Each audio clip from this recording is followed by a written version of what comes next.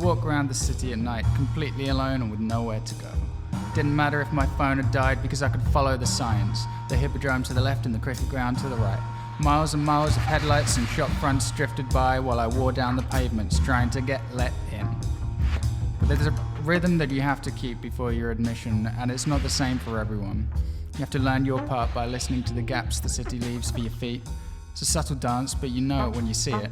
At first it'll trick you into thinking that it's all the same, and then it'll change. Then you realise that it's the changing same.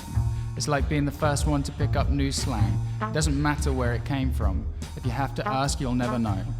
I used to walk around the city at night, completely alone and with nowhere to go.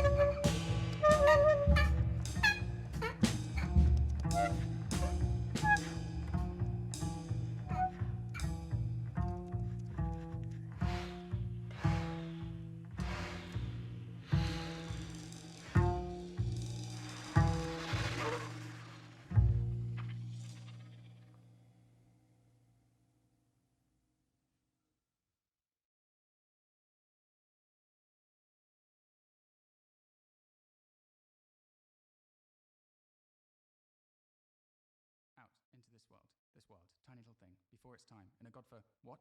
Girl? Yes, tiny little girl. Into this, out into this, before her time. God-forsaken hole, called, no matter, parents unknown, unheard of, he having vanished, thin air, no sooner buttoned up his breeches, she similarly, 8 months later, almost to the tick, so no love, spared that, no love such as normally vented on the speechless infant, in the home, no, nor indeed for that matter of any kind, no love of any kind, at any subsequent stage, so typical affair, nothing of any note till coming up to 60, when, what? 70? Good God, coming up to 70, wandering in a field, looking aimlessly for cowslips, to make a ball, a few more steps, then stop, stare into space, then on, a few more, stop and stare again, so on, drifting around, when suddenly, gradually, all went out, all that early morning light, and she found herself in the, what? Who? No? She? Found herself in the dark. And if not exactly Insentient. insentient, For she could still hear the buzzing. So called. In the ears. An array of light came and went, Came and went. such as the moon might cast, Drifting, in and out of cloud, but so dulled. feeling. Feeling so dulled. She did not know. What position she was in. Imagine, What position she was in. whether standing, Or sitting. with the brain, What? kneeling, Yes. whether standing, Or sitting. or kneeling. But the brain. What? Lying. Yes, Whether standing. or sitting, Or kneeling. or lying. But the brain still. Still, In a way. but her first thought was, Oh, long after. sudden flash, Brought up as she had been to believe. with the other waifs.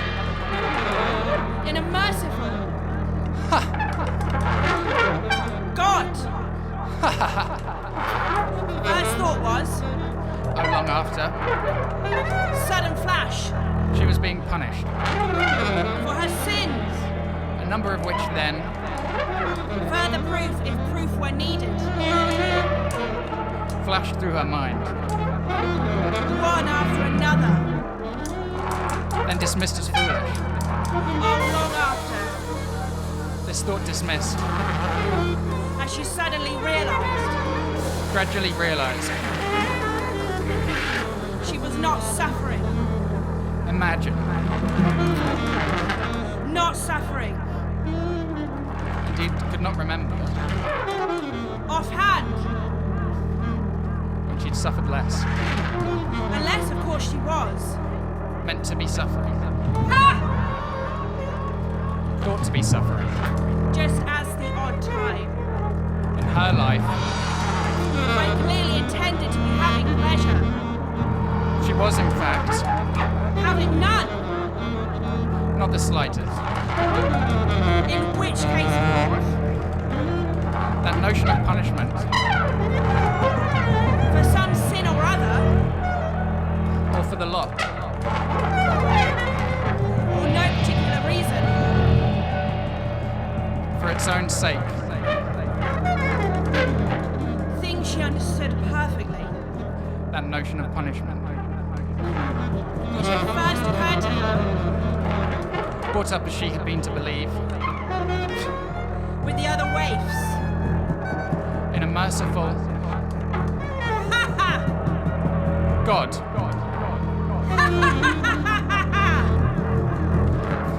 first occurred to her Then dismissed. as foolish. Was perhaps not so foolish. After all, So on. all that, Vain. till another thought, Reasonings. sudden flash, Oh, long after. that she might do well to groan on and off, writhe she could not, as if in actual agony, but could not bring herself, some flaw in her makeup, incapable of deceit, or the machine, more likely the machine, so disconnected, never got the message, or powerless to respond, like numbed, couldn't make the sound, not any sound, no sound of any kind, no scream for help, for example, should she feel so inclined. Scream. Then listen. Scream again.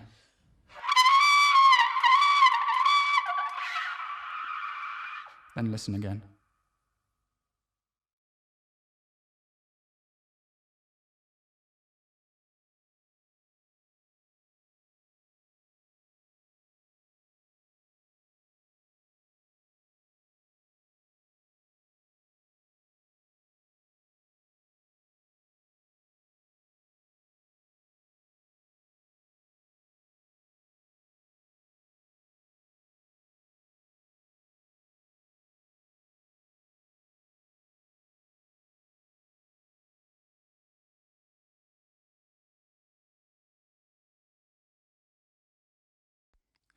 It takes time to make the sound count. Take the time to make the sound count. The The sound it makes takes time. It's time to take the time it takes, time to make the time it takes to make the sound count. Don't count the time it takes. The sound makes the time it takes to make the sound count. To make the sound count takes time.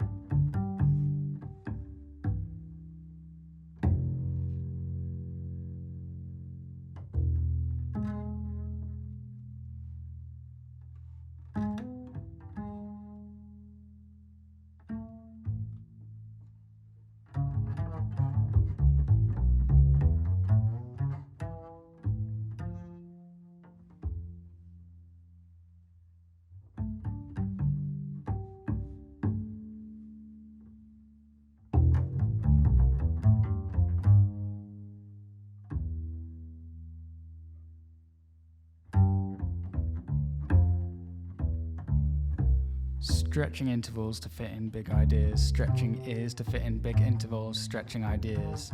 This isn't a seasonal mode. These are the rhythms of a circadian cycle. Play all night, up all day to practice your scales. It's an act of contrition to be denied the concision we lack in the revisions we practice, redacted and reenacted, fractured fragments of a handed down language. This sound has its history. This is history. This sound.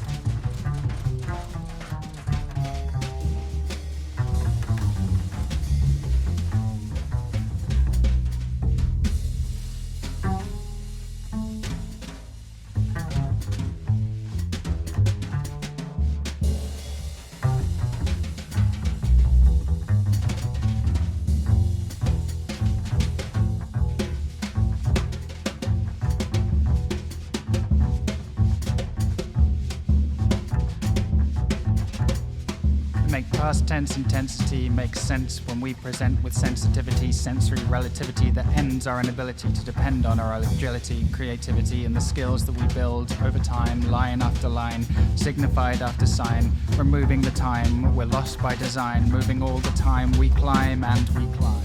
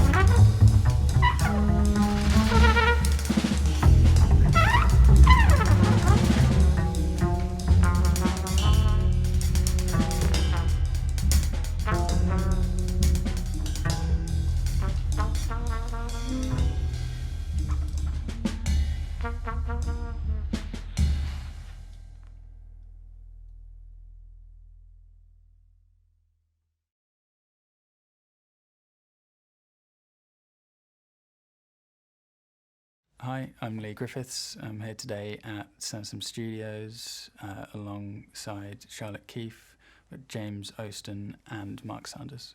The music that we played today is all it's coming out of the research project that I'm doing for a PhD, and it's the research is exploring the relationship between words and improvised music. And a big part of the project, starting really with this and going forward for the next few years, will be a practice-based research element. And I was really thinking of the music today as experiments with how words can be brought into the music, how they can constrain and enable different ways of communicating among the musicians of the quartet. The music we played is kind of the outcome of those experiments, which will carry on feeding forward into some more music. And it was really, I was trying to understand through doing these experiments the different ways that words, whether they're spoken, whether they're written, whether they're performed, how they can be brought into the music making process. So there was no notated music, and it was all about the words. The only track that was based on words that I hadn't written was Not I Remixed, which is using the text from Samuel Beckett's monologue, Not I. The reason I wanted to use that text is because when I heard it performed, it has a real feeling of being improvised, even though it's very meticulous in how it's written. And I really liked that about a lot of Beckett's work, actually. It is the feeling of being improvised and having a sense of improvisation on the page, which I think it can be a really hard thing to do, and he does it so well. And a lot of the text that I had written, I was trying to do a similar thing. So I was, taking inspiration from Beckett. There's a poet called Christopher Knowles, who is another one who really, his poetry really sounds like it's being improvised, even though it's meticulously worked out.